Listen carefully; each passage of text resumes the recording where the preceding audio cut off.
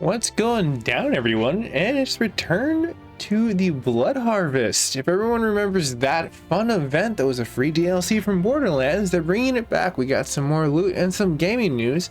My name is Mac here at the MacGyver7 channel, and today we're going to be looking at some Borderlands Gearbox related news. So let's get to it, shall we? Don't forget to pick up all this cool. First and foremost, we have some great new Halloween attire that we can get into. There's going to be some codes to be able to download these cool, very ghoulish looking awesome suits. Now, definitely an add-on from like what we got in the last portion. These will expire on November 5th, so make sure to snag these up, and I'll have these linked down below. Alright, so let's go ahead and dive in and take a little better look at what's changed inside of this portion. Now, for a lot of you know, Blood Harvest is back, so you can always talk to Maurice on Sanctuary and more likely be able to get into a new timeline of stuff. The activation of that and the deactivation of that will be from October 8th all the way up to November 5th, where the codes are good for those DLC portions. On top of that will be consistent leads and players within the testing portion of the arena of Bounty of the Blood DLC. Utilizing the Galaxy portion for Mayhem modifiers will no longer prevent the players from talking to Craig and entering in the loot room in the new DLC that everyone's been wanting to play with that, you know, Buster Cluck of a DLC. But we're also looking down to what has been changed in some weapons, which we scroll down just a little bit more and we see that, well, hey, we see some increasements on the number of bullets inside of the terror level, on top of the weapon damage for the Fearmonger, on top of the Stalker, which its own damage, and the Gas Call, that also increases some damage too. Seeing more of what ends up being down for the Anointment is one of the bigger portions that ends up changing, for increased damage bonuses down to 75% for as far as these, and some of these have to deal with the cryo damage with Terrified and the portions of the increased damage of fire rate and terror to you. So this is going to be really kind of cool that we're going to be seeing an increased environment. Hopefully we'll be seeing some increased loot alongside with this kind of stuff. So with those kind of situations, we can see that we're going to have a lot of cooler, fun gameplay for as far as what we'll be able to consume later on down the road for as far as those changes. The increased damage also comes down to the skill end in the terror for 5 seconds for the next 18 seconds. And that is pretty cool for as far as what you're going to be the adjustments as matches and happening in game.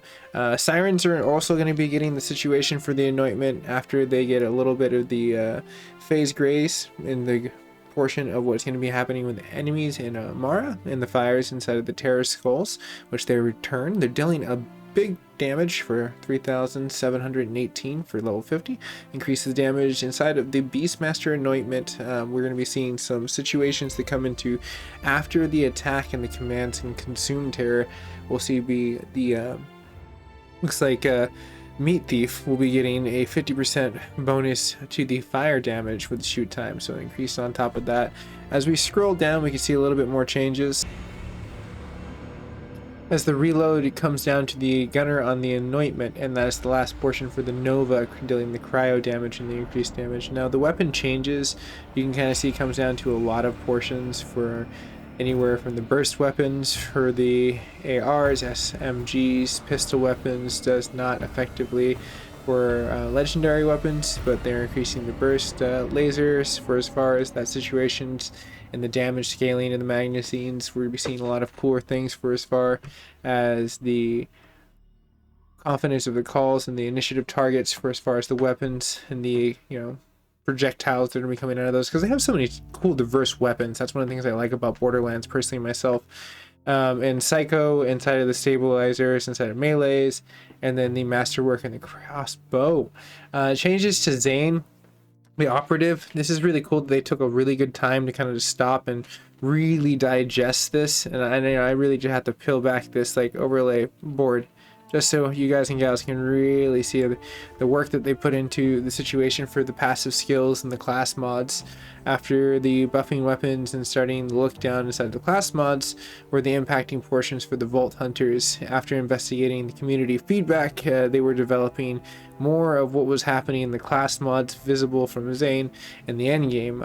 You know, mostly they were looking at the passive skills and the buffs for as far as what changed inside of those situations. for the underperforming portions of Zane in the plan to come into Hotfixes in the near future. On top of that, we can see that the skull changes for the Cold War, the duct tape mod, the like Ghost, so those are going to be something that's going to be increased damage bonuses, decreased grenade cooldowns by half. Also looking at the Ghost for as far as the chances to ignore bullets, as well as the bonus features that come into the active actions. And there is some really cool paragraphs directly in between there. You guys and gals can, like always, click the link down below where you can have a full article. But for as far as what we would have, the Trick of Light being one of the portions that we'll be seeing another increased damage. The best Serve Cold also will be Cryo in the Novas for as far as damage furtherment. And then we come down to the Belt of Fury in this situation for as far as the reduction of the damage portion. So they're hoping that this will be an element that'll hopefully come to a little bit more changeable.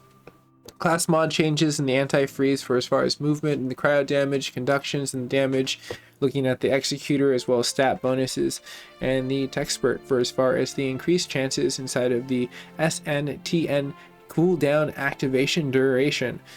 But that's pretty much it for as far as what we have for patch notes. I do have some cool stuff for you guys and gals for the total end of what's going to happen here. One thing I did want to point out for everyone is when the situation in the redemption, just make sure to check your mailbox. It's the same way it worked last year's Harvest Hunt. It will be delivered to you in the mailbox where you redeem it after you go to the portion of redemption and the shift codes. On top of that, if you're a fan of Borderlands 1, I do have some golden keys for you guys and gals. All of this will be linked down below, and hopefully Randy will be trickling out some more keys for just Borderlands 3, but I have a whole bunch of updates that I need to continue on with NVIDIA, Subnautica, and beyond. But I might get some Taco Bell and see if I can't win myself an Xbox Series S. I don't know. But you guys and gals have a very nice night. I'll see you guys and gals in the near future. Stay classy, stay safe, and if you subscribe today, who knows, maybe Borderlands will just continue to do more updates and I'll keep covering them. But you'll just have to subscribe to find out, and I'll see you guys and gals in the near future.